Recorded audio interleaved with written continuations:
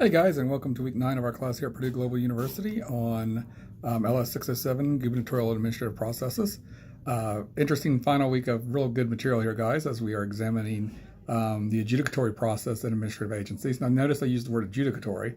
When you do regular law and regular court law, which I don't know, always to me myself, I think I say regular court because I'm a lawyer.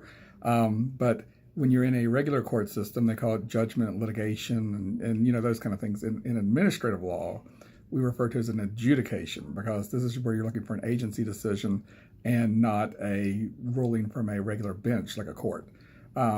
It's interesting to look at the administrative law process. We are examining how you go through an ALJ, an administrative law judge. We also call them Title IX judges. They are licensed attorneys. They are appointed as judges. They're hired as judges by the agencies. They're housed within the agencies themselves, and if you file a complaint in front of an agency, you'll appear probably in front of an administrative law judge. You have an appellate process in front of the agency as well too, where you might have an intermediate appellate board, and you'll eventually go up to the head of the agency for a final decision if you decide to appeal it that far. Administrative law judges are like the trial courts of the agencies. That's where you'll present evidence, witnesses, facts, arguments of law. Those kind of things happen there as well too.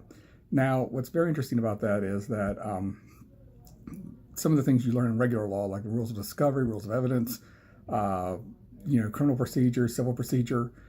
Agencies don't have those. Agencies have their own rules and regulations. We call them procedural rules and regulations that establish how hearings are ran, how evidence is submitted. So each agency is going to have its own procedural process. So if you're appearing from an agency, you need to look up the rules of that agency and see what their processes are going to be. Now, even though I said they don't follow the rules of evidence and the rules of civil procedure or criminal procedure, they will use them as a guide in establishing their rules and regulations that govern administrative hearings. So there's a lot of similarities to it there, but it's one of those things, guys, that if you appear from an agency, you need to familiarize yourself with what that agency's processes are in terms of an administrative hearing and what the powers and duties of an administrative law judge are. And then number two, on top of that also, we'll be talking about the Administrative Procedures Act again. It's one of our discussion boards this week. We're looking at how it protects your due process rights and how it limits the powers of an agency and how agencies are limited from abusing discretion and hurting your rights in terms of your ability to have a hearing and your ability to have your rights and your arguments heard in front of an administrative law judge. So a very interesting discussion on material this week. We're back to 2 discussion boards this week, guys. They're both graded, so remember to post on both boards. We have our final assignment to do this week, assignment 9. So look it over again. If you have any questions or concerns, please feel free to send me an email or contact me. Graded all the Unit 8 papers that were submitted, guys, so you guys should have everything graded for Unit 8.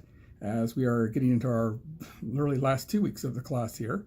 I don't think anybody needs to withdraw, guys, but there are processes for asking for an extension to submit material and everything. But I think everybody's in great shape in the class, but I will post those as well too in our announcements. Other than that, guys, have a great week. And remember, if you need me for anything, just remember to email, text, or call me. Office hours are on Tuesdays and Sundays from 10 to 11 p.m. Eastern Time. And with that, guys, have a great week.